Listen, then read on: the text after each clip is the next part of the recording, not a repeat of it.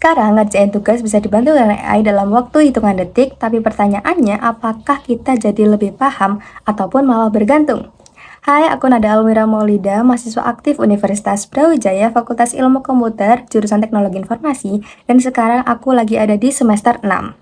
Dan jujur aku juga ngerasain banyak banget ya perubahan teknologi, terutama AI, untuk membantu kita dalam banyak hal. Tapi itu aku juga mulai mikir nih, jangan sampai kita menjadi pengguna yang pasif. Dan yang aku suka dari Google itu adalah bukan karena teknologi yang canggih aja, tapi karena mereka terus berkembang dan juga relevan dengan kebutuhan kita di zaman sekarang ini. Dan contohnya seperti Gemini yang menurut aku enak banget untuk dipakai brainstorming dan juga membantu aku dalam banyak hal. Dan selain itu ada juga tools baru seperti Nanote Banana yang menarik banget untuk explore visual, misalnya membuat gambar ataupun konten kreatif dengan lebih mudah. Dan menurut aku yang menarik adalah bukan cuma toolsnya aja, tetapi gimana Google membuat teknologi dan ini bisa merasa lebih dekat dengan kita dan juga bisa dipakai oleh siapapun. Dan kenapa aku tertarik untuk menjadi Google Student Ambassador? Karena di sini aku juga suka untuk membuat konten dan juga pernah memiliki pengalaman untuk brand ambassador, sehingga aku juga terbiasa untuk menyampaikan suatu hal secara menarik dan juga persuasif. Dan melalui peran ini, aku pengen gak hanya sharing tentang toolsnya aja, tapi juga membuat konten yang relevan dan juga membuat mahasiswa lain menjadi lebih tertarik, lebih paham, dan juga akhirnya lebih berani untuk mengeksplor teknologi. Kalau membuat acara seperti Tech and Chill, aku pengen nggak cuma hanya seru dan interaktif aja, tapi juga menghasilkan sesuatu yang nyata.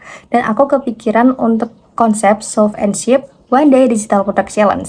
Jadi peserta dibagi dalam sebuah tim, lalu mereka diberi suatu masalah yang relate sama perkuliahan mahasiswa, misalnya bisnis, ataupun produktivitas, ataupun juga campaign untuk kampus. Tugas mereka juga bukan hanya cari ide aja, tapi juga langsung bikin outputnya dalam waktu yang terbatas. Mereka juga bisa memanfaatkan juga seperti Gemini untuk brainstorming dan juga mengembangkan ide sekaligus membuat prototipe ataupun output digitalnya. Dan outputnya bisa berupa konten, produk yang udah jadi ataupun solusi yang udah dikemas dan siap dipresentasikan.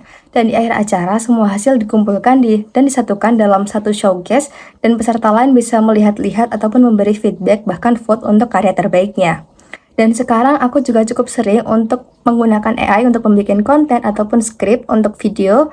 Dan awalnya aku juga ngerasa enak banget karena dia lebih instan dan juga cepat. Tapi akhirnya aku mulai evaluasi diriku sendiri nih. Karena merasa kok ini tuh masih mirip-mirip ataupun kurang natural. Dan disitu aku mulai evaluasi sedikit dan akhirnya aku kembali ke cara yang awal tradisional, menggunakan ide sendiri dulu lalu baru brainstorming dengan AI.